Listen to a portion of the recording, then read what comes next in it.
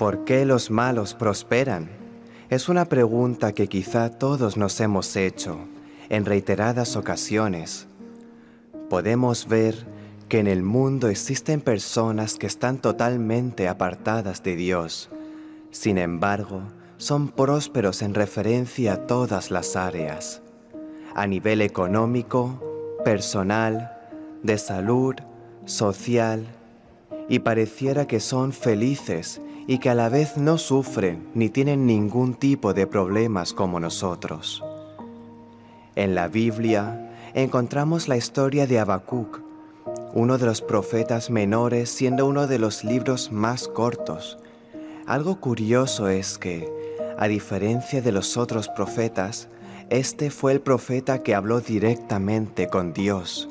Expresó todo lo que sentía, sus quejas, sus preocupaciones, lo que le parecía injusto, y lo sorprendente es que Dios le respondió. Los otros profetas traían mensajes de parte del Señor para la humanidad, pero Habacuc se limitaba a dirigirse a Dios, meditando sobre los profundos enigmas de la vida, mientras se enfrentaba con dos realidades terribles. Uno era la degeneración de su propia nación, y dos, que tenía la certeza de que estaba a punto de ser arrasada por otra nación peor aún. Los babilonios, que era un ejército salvaje, sin piedad, que rompería a Judá en pedazos. Realmente, el contenido del libro comienza con una queja, pues el profeta veía injusticia, violencia y maldad en su propio país, pero Dios permanecía en silencio e invisible y gira alrededor de la pregunta que Habacuc tenía de ¿por qué no interviene Dios? ¿Por qué no respondía cuando Habacuc clamaba por ayuda? Él le llevó estas preguntas directamente a Dios en oración, y muy seguramente estas inquietudes son muy similares a las que muchas personas como tú y yo nos hacemos todos los días. Cuando en medio de nuestras dificultades no vemos que Dios responde, Habacuc comienza con múltiples quejas hacia Dios. Lo leemos en el capítulo 1, versos del 2 al 4, que dice: ¿Hasta cuándo debo pedir ayuda, oh Señor? Pero tú no escuchas. Hay violencia por todas partes. Clamo, pero tú no vienes a salvar. ¿Tendré siempre que ver estas maldades? ¿Por qué debo mirar tanta miseria? Donde quiera que mire, veo destrucción y violencia. Estoy rodeado de gente que le encanta discutir y pelear. La ley se ha estancado y no hay justicia en los tribunales. Los perversos suman más que los justos, de manera que la justicia se ha corrompido. Habacuc vivió en un periodo en Judá donde sus últimos reyes fueron muy malos, donde el pueblo se había olvidado de Dios y la injusticia social prevalecía. Había iniquidad, pleitos, contiendas, donde la justicia era torcida, y como dice el dicho, cualquier parecido con la realidad es pura coincidencia. Esto hacía que él le preguntara a Dios, ¿por qué permitía que pasaran todas estas cosas y no hacía nada al respecto? Estoy seguro que hoy todos nosotros tenemos muchas preguntas similares como ¿por qué Dios permite tanta maldad? ¿Por qué Dios permite que ocurran las tragedias? ¿Por qué Dios permite que existan tantos niños desprotegidos? ¿Por qué Dios permite que las personas buenas sufran? ¿Por qué Dios permite que se generen nuevas enfermedades mortales? Y en general, nos preguntamos, ¿por qué Dios permite el sufrimiento humano? Lo cierto es que la razón por la cual hay tanto sufrimiento en el mundo es por causa de la maldad del hombre. nosotros mismos estamos acabando con el mundo que con tanto amor Dios creó perfecto. Muchas personas no han considerado a Dios en sus vidas. Viven inmersos en su vida de pecado sin mostrar arrepentimiento.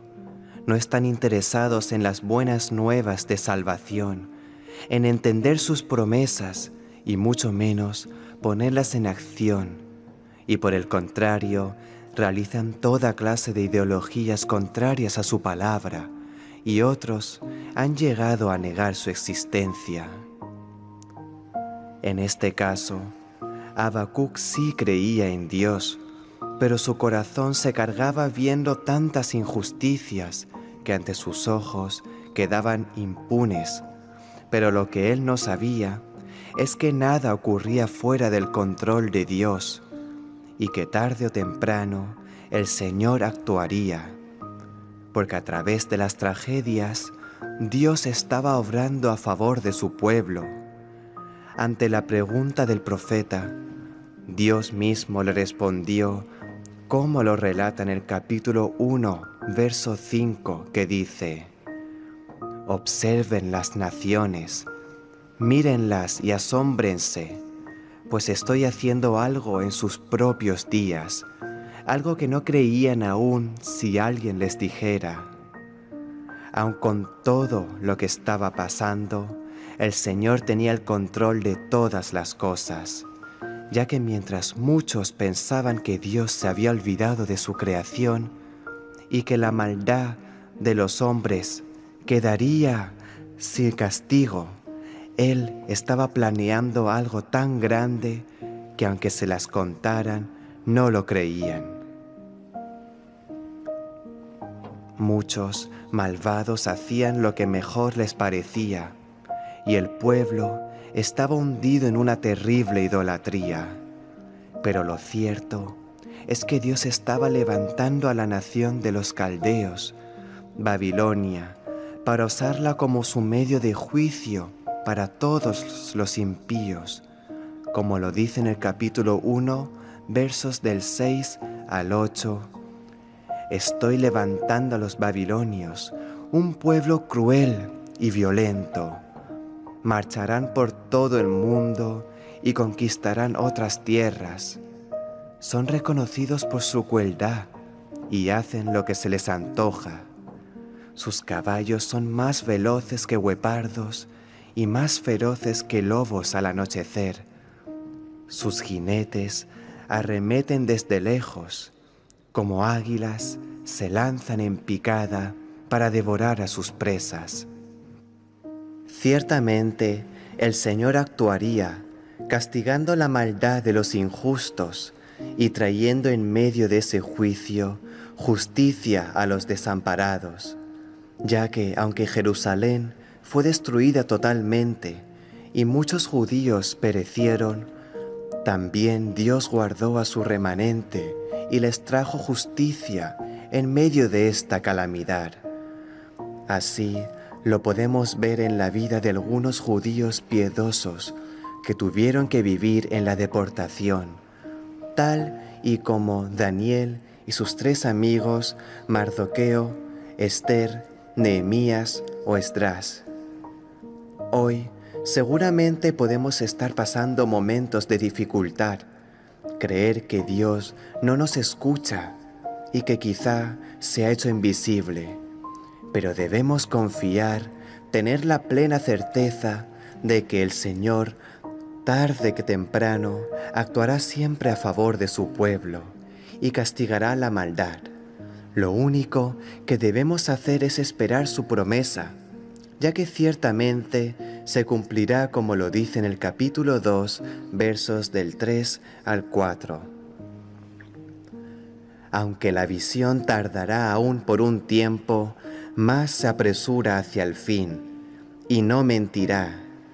Aunque tardaré, espéralo, porque sin duda vendrá, no tardará.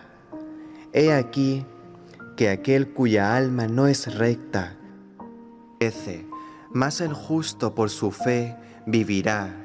En momentos de gran incertidumbre y mucho pecado, hay dos opciones. Los injustos se endurecerán más para que por la dureza de su corazón sean condenados, mientras que los justos vivirán por la fe, esperando el día de la redención. La respuesta de Dios es quizá la mejor explicación que tenemos de su actitud para con el mal. La respuesta satisfizo a Habacuc, y su libro, que comienza con una queja, termina en el capítulo 3, versos del 17 al 18, con uno de los más hermosos cánticos de la Biblia, y dice: aunque la higuera no florezca, ni haya frutos en las vides, aunque falle la cosecha del olivo, y los campos no produzcan alimentos, aunque en el aprisco no haya ovejas, ni ganado alguno en los establos, aún así yo me regocijaré en el Señor, me alegraré en Dios, mi libertador. El Señor omnipotente es mi fuerza, da a mis pies la ligereza de una gacela y me hace caminar por las alturas. Finalmente, este maravilloso libro termina declarando la dicha que tenemos aquellos que confiamos en Dios. El enemigo de la fe es la duda, y cuando las cosas van mal y parecen no mejorar, esta puede llegar a la vida de las personas. Pero es allí donde debemos confiar, porque aunque el mundo atraviesa por grandes dificultades y escasez, nosotros viviremos confiados porque Dios cuidará de nosotros y nada nos faltará. Amado Dios, debo reconocer que en muchas ocasiones, así como Habacuc, me he afligido viendo un mundo lleno de injusticias, maldades y sufrimientos, y en medio de todo esto me he preguntado: ¿dónde estabas? ¿Y por qué permites tanta injusticia y sufrimiento? Especialmente vienen a mi mente en momentos de crisis. Sin embargo, en